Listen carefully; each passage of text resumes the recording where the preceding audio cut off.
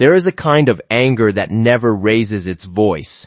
It doesn't slam doors or throw words across a room. It doesn't cry in front of anyone, doesn't make a scene, doesn't ask for anything at all. It simply sits, quietly, patiently, burning in a place no one ever looks. And if you have ever felt this kind of anger, or if you have ever loved someone who carries it, then you already know how difficult it is to describe. Because from the outside, these people look fine. They look calm. They look like the kind of person who has everything under control.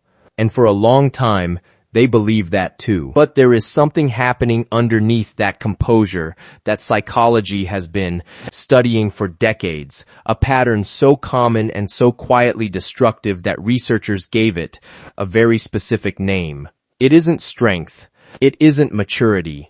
It is called emotional suppression. And the science of what it does to a person over time is something far more serious than most people realize. To understand where this pattern begins, you have to go back, far back, usually to childhood, not necessarily to obvious trauma. Often it's something much quieter than that.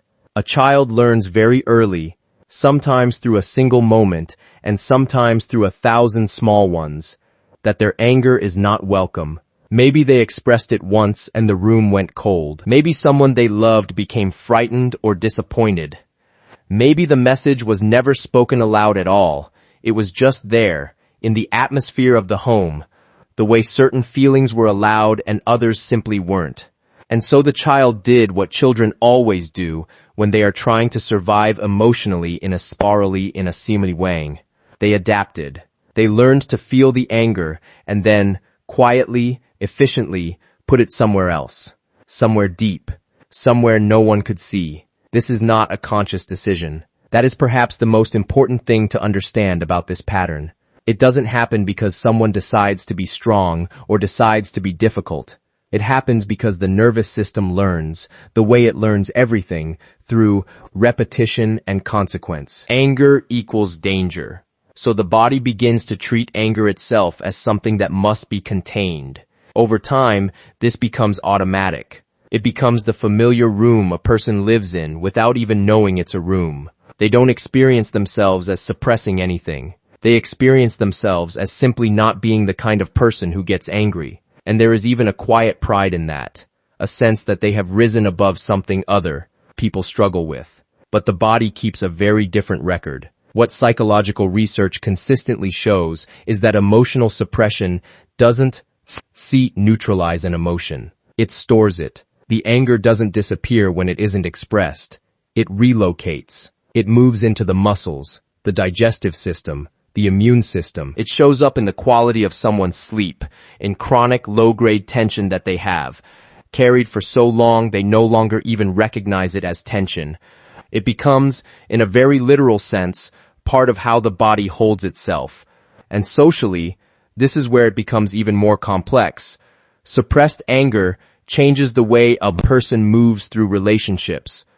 Not explosively, never explosively, but in a slow withdrawal, a growing distance, a door that closes, millimeter by millimeter, so gradually that neither person notices until one day it is completely shut. This is the part that breaks relationships without anyone ever understanding why. The person carrying the suppressed anger doesn't leave dramatically. They don't issue ultimatums. They don't sit someone down and say, "I have been hurting." What they do instead is go quiet. They become pleasant but unavailable. They become dependable but unreachable. And the people around them often describe feeling later like they never really knew them at all. Now here is the reframe that changes everything, and it matters more than anything else in this video. The suppression was never about the anger. It was always about attachment. The reason these people learn not to show anger is because, somewhere early in their lives, anger felt like it would cost them the relationship. To be angry was to risk being abandoned, or rejected, or seen as too much, or not enough. And so they made an unconscious bargain.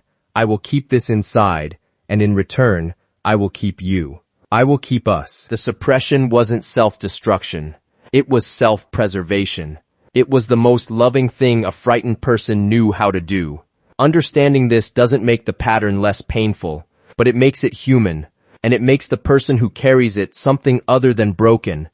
It makes them someone who has been trying, in the only way they knew, to hold on. Across a lifetime, this pattern evolves in recognizable stages. In childhood, it looks like a very good kid, compliant, helpful, emotionally low maintenance. The kind of child adults praise for being so mature, so easy. No one realizes that the ease comes at a cost. In adolescence, it often looks like withdrawal. They go into their room.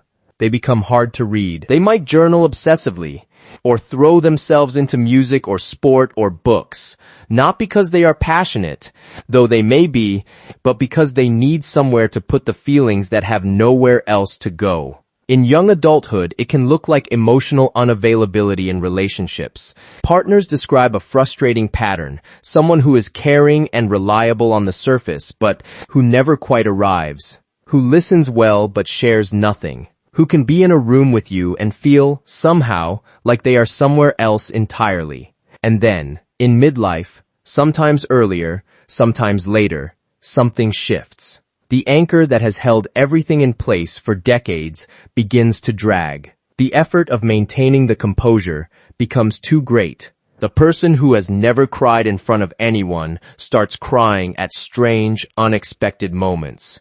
In a car, in a grocery store, watching something mundane on television, and they don't always know why. This is the psyche asking, very gently, to be heard. Sometimes, instead of tears, it comes as a sudden, inexplicable desire to leave, to quit the job, to end the relationship, to disappear from the life they built. People who have never seemed impulsive do something that shocks everyone who knows them, and the people around them ask, where did this come from? There were no signs. But of course there were signs. There are always signs. They were just the kind of signs that look like composure. There is one more thing worth saying, and it is this. A person who has spent decades not showing their anger has usually also spent decades not showing what they actually need. Because anger, in its healthy form, is information. It tells you when something matters to you, when a boundary has been crossed, when you are giving more than you are receiving, when something in your life is not right. When you cut yourself off from the experience of anger, you also cut yourself off from that information. And so these people often arrive in their 30s, 40s, 50s with a deep and disorienting uncertainty about who they are and what they want, because they have been navigating on autopilot, responding to everyone else's needs while their own remained invisible, even to themselves. This is not a flaw in their character. It is the logical outcome of a very old survival strategy that has simply outlived the conditions that created it. And so, if this is you, if you recognize yourself in any part of what has been described here, the invitation isn't to change. It isn't to become someone who yells or confronts or processes emotions differently. The invitation is simply to notice, to acknowledge, maybe for the first time, that there is something inside you that has been trying to speak for a very long time, that the composure you wear isn't the whole of you, that the anger isn't something wrong with you. It is something that belongs to you, something that, when you are finally ready, can tell you a great deal about who you are and what you have always needed. You learned silence to stay safe. That made sense then. And now, slowly, you are allowed to learn something else, not because you are broken, but because you are still here, still carrying something that deserves, finally, to be seen. Not fixed, not managed, just seen.